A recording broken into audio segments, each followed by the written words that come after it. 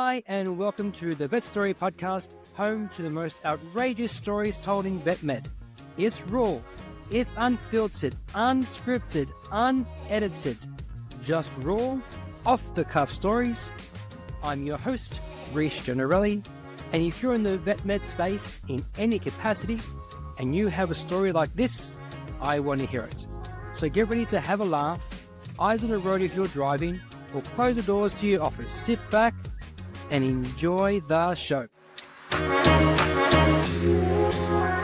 And welcome to another episode of the Vet Story Podcast. I'm here with the lovely Jodine Green. Jodine, how you doing? I'm doing great, thanks. Wonderful, wonderful. Jodine, tell the audience where you're from. I am from Prince George, British Columbia, Canada. In other words, just all snow. Yeah, pretty much the middle of nowhere. No, I'm just kidding. There's 100,000 other people that surround me in the middle of nowhere. Yes, all snow. What do you do up there?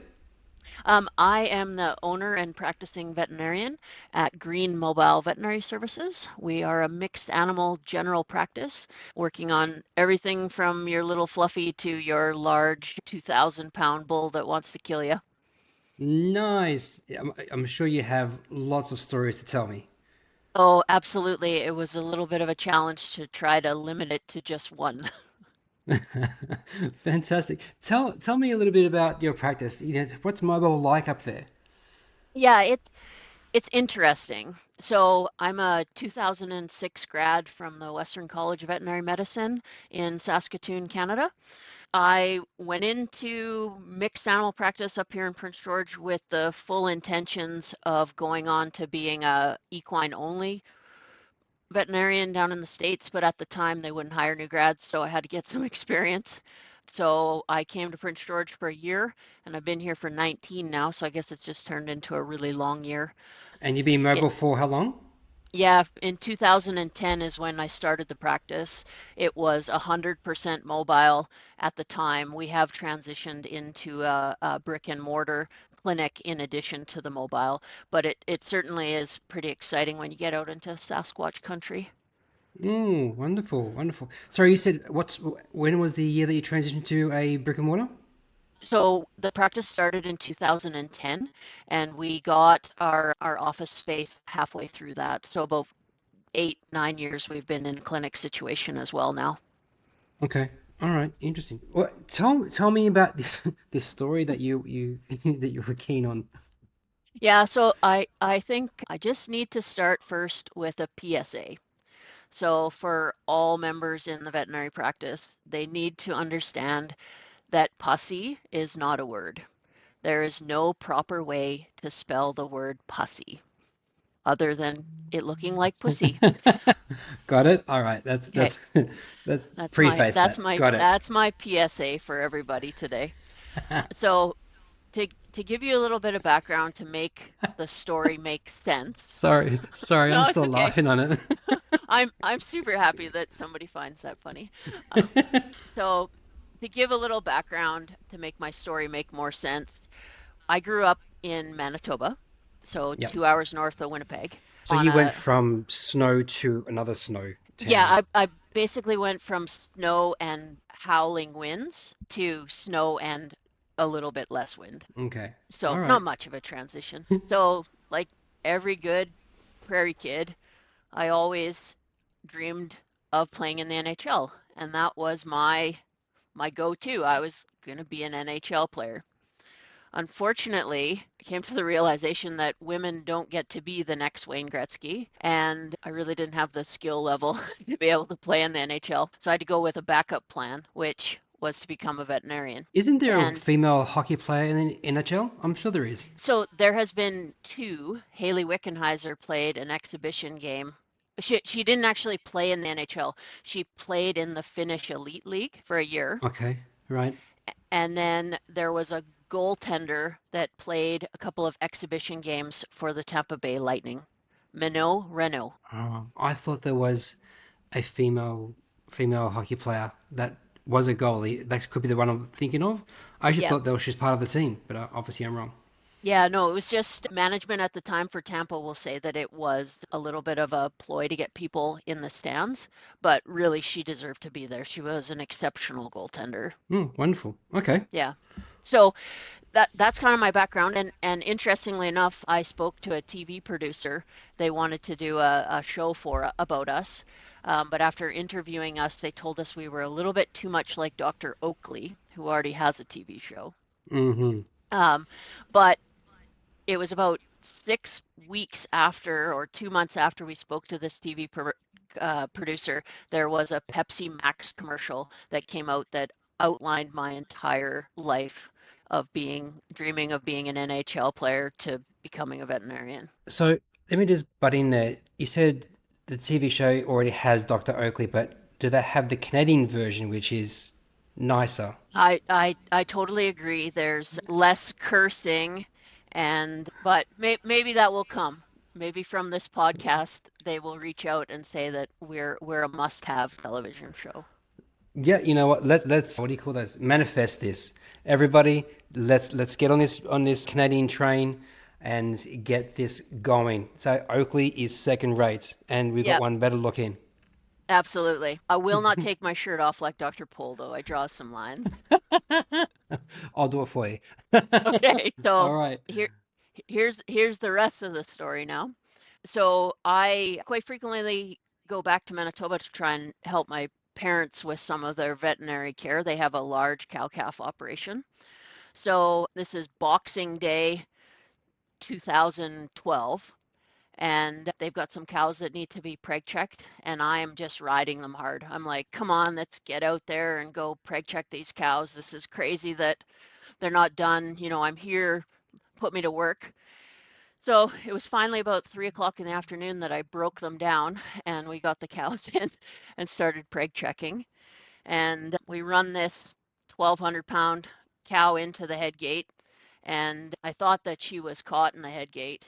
She wasn't. So I had opened the gate to get in behind her, and she came flying back out at me. So I slithered my way out and just pushed the gate closed because I'm kind of lazy. I don't like to pull the latch more times than I have to. And we got the cow to go forward, and sure enough, she wasn't caught again, came flying back. The gate swung, hit me in the face, knocked out 2 teeth, Oh no. pushed a third one back up to my palate. In the process, the teeth went through my lower lip. My mom was standing next to me, said, "Okay, preg checking's done for the day." I said, "No, we're not. That was only the fifth cow through. Like we're nowhere near done." She says, "When you see yourself, you'll know why we're done." So a quick emergency trip to the dentist the following day before I made my flight back to Prince George, extracted the roots and straightened out this one tooth that was pushed back to my palate. So now I've got a smile that I can say I share with Bobby Clarke, a fellow Manitoban. So now I've got Bobby Clarke's smile, and it was quite a process to get the teeth fixed. I had a full day of appointments booked on the 28th, so this is a day and a half after I've put these teeth through my face. And I return back to Prince George and I go out to look at this client. I've never met her before. This is a first time visit. Her horse has cut itself. I get out of the truck, introduce myself, and she's got this like shocked look on her face. She's uncertain whether she should ask what happened or whether she should just pretend like I'm No, it's like, normal. yeah, like normal, I'm a supermodel getting out of the truck kind of thing. Because I'm like, the look on her face just said, okay, you've either been beaten to a pulp by your spouse or you've been in a car accident. And I'm not sure whether I want you to look at your horse now because you could be on too many drugs. So we had a great visit. She ended up being a long-term client and has forgiven me for showing up with my Bobby Clarke smile. But I persisted with no teeth for about 6 months before I got implants. And I had to wear this retainer that kind of filled the gap. And the retainers, they don't stay tight. They loosen up very, very quickly. So I'm out at 2 o'clock in the morning doing a colic exam on a horse, passing a stomach tube. So that involves a lot of like blowing into the tube to distend the esophagus so that it can get down into the stomach more easily. So I'm blowing, blowing, blowing, and of course this retainer comes shooting out of my mouth. I catch it just by the tip and I slip it back in and I think, oh, you were slick as could be. The client never noticed. And I look over and Meg is pretty much on the ground laughing. And I'm like, "Ah, guess I wasn't that smooth." Meg is obviously your assistant, is that She correct? she was the client. Yeah. Oh, the client. So, all right. So where do we start to break this down a little bit? All right. So it took 6 months from it happened to you getting implants. Is that what I heard? Yeah, yeah, and actually a trip in between to Vegas where I had absolutely no teeth because they just put the implants in. So I couldn't wear any sort of retainer or flapper to fill the gap. And I had a broken leg at the time, having been kicked by a horse. It was a rough period. So I decided to go to Vegas to let loose and de-stress a little bit, but it was quite the adventure going around Vegas with no teeth and on crutches. I mean, I could, phew, I'm going to get It myself ju- in trouble by stereotyping and assuming and assumptions, and I'm going to leave it alone, I think. it's okay, just let it fly. I can handle anything. It's not you that I'm worried about. It's everybody else. Oh, Jesus. Yeah, I'm gonna leave it there. We can just use our imaginations as to what I was gonna say and the jokes that lead up to it. But did it did it hinder your enjoyment of Vegas? No, no, but we can't talk about it, right? Because what happens in Vegas stays in Vegas. This is also true. Yeah. This is also did yeah, no, we'll leave it there. Jesus. Wow. Did you, what was the year that this happened?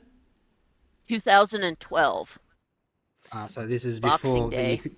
This is before that you could wear masks and it was acceptable. Exactly. Yep. So I had to bear I bore my Bobby Clarke smile with pride. Now, is Bobby Clarke meant to be someone famous? Oh, shameful. I'm He not really is. Canadian. I'm I Australian. know. Just Okay. Oh, okay. I'll forgive you for now. Bobby Clarke played for the Philadelphia Flyers in the uh, 70s. He was part of the Broad Street Bullies line. Like they roughed up the NHL, and uh, he's from Manitoba. So got it. that is why Bobby Clarke is an idol. One. Okay, so he's an idol. He's a legend. Yeah, Is he still alive? he is. Yeah. Nice. No, I'll have a look at him. What is going on in your journey right now that everyone should be excited about? What's going on? Yeah, so what's happening is we are always looking to add new associates and grow the practice. I personally am at a stage in my life now. I've practiced for 19 years, so I'm looking to step back and kind of slow down a little bit.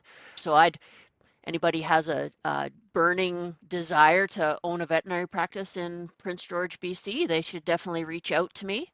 I'd be happy to discuss practice sale with them on a more interesting note. They might be more interested in the book that I'm hoping to publish. Ooh, look at Um, that. yeah, it's one of these things where I wish I would have started it earlier, but I'm in the process of writing a book that contains some of my practice experience stories. Maybe people will be interested in hearing about a pig in a penis cake pan. So there's a little tidbit for everybody.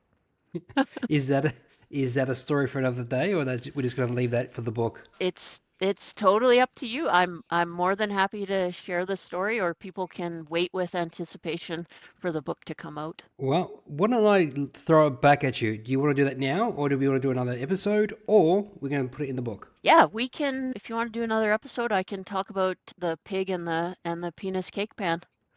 Nice. All right, we'll do that. We'll do that. Stay tuned for Jodine Green 2.0.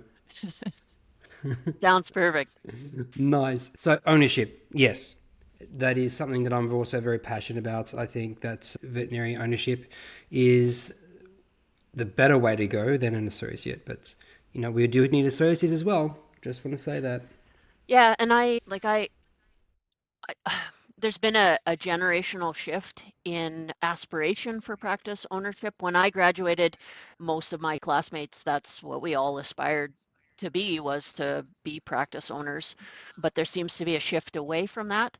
I would strongly encourage young associate veterinarians, older associate veterinarians to think about practice ownership. It can be very, very rewarding, both personally and financially for you. And I wouldn't want it any other way.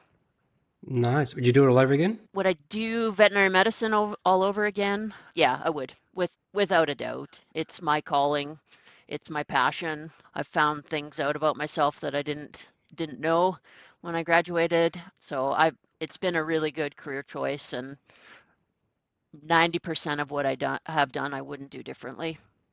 Nice. But you would also choose ownership again. I would, yeah. Yeah. Nice. Well, that's great. That's fantastic.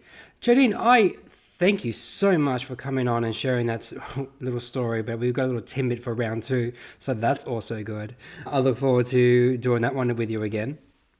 Sounds good. I look forward to it as well. Fantastic. Thanks, Jodine. You're welcome. And thanks for joining us today. That's all we have time for. Don't forget to like and subscribe.